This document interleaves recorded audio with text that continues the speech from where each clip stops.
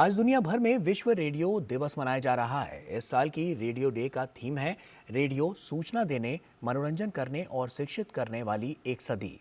आइए देखते हैं विश्व रेडियो दिवस पर यह खास रिपोर्ट।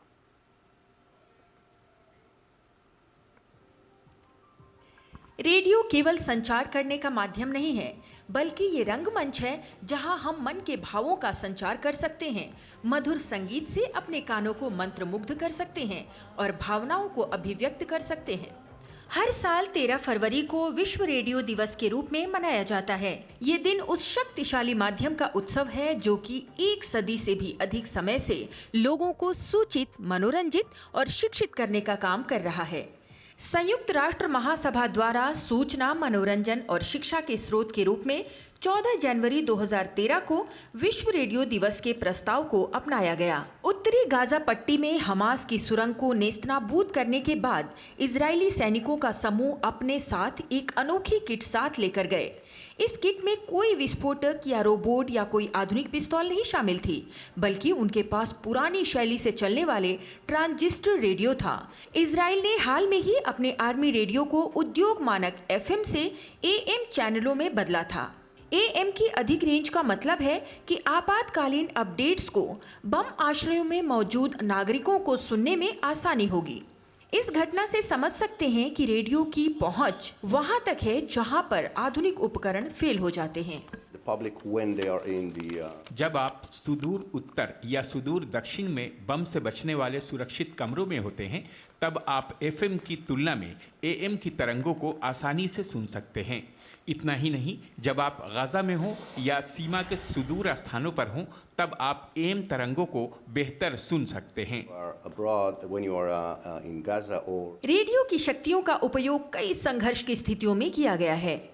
आपदा की स्थिति में रेडियो ने लोगों को साथ रहने में मदद की है। और इतना ही नहीं, रेडियो ने आपदा की स्थिति में कई तरीकों से अपना दमखम दिखाया है। साल 2015 में तमिलनाडु के कड्डलूर इलाके में मूसलाधार बारिश हो रही थी। तब भारत ने अपने पहले आपातकालीन सामुदायिक रेडियो का गठन किया था।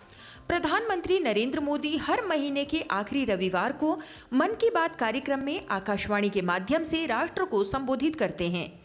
इस कार्यक्रम के माध्यम से देश के दूर दराज के इलाकों से लोग जुड़ते हैं और एकजुटता का संदेश देते हैं।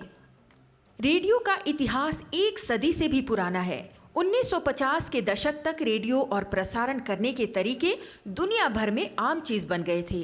करीब 60 सालों बाद 2011 में यूनेस्को सदस्य के देशों ने रेडियो की बेमिसाल सेवाओं को सम्मानित करते हुए 13 फरवरी को विश्व रेडियो दिवस के रूप में मनाया जाता है। 2013 में संयुक्त राष्ट्र महासभा ने इस प्रस्ताव को हरी झंडी दिखाई। साल 2024 के वर्ल्ड रेडियो डे का थीम है रेडियो सूचना देने, मनोरंजन करने और शिक्षित करने वाली एक सदी। आधुनिकता और डिजिटल तकनीक के इस युग को रेडियो ने अपने भीतर समाहित किया और रेडियो अपने विकास की राह पर बढ़ रहा है।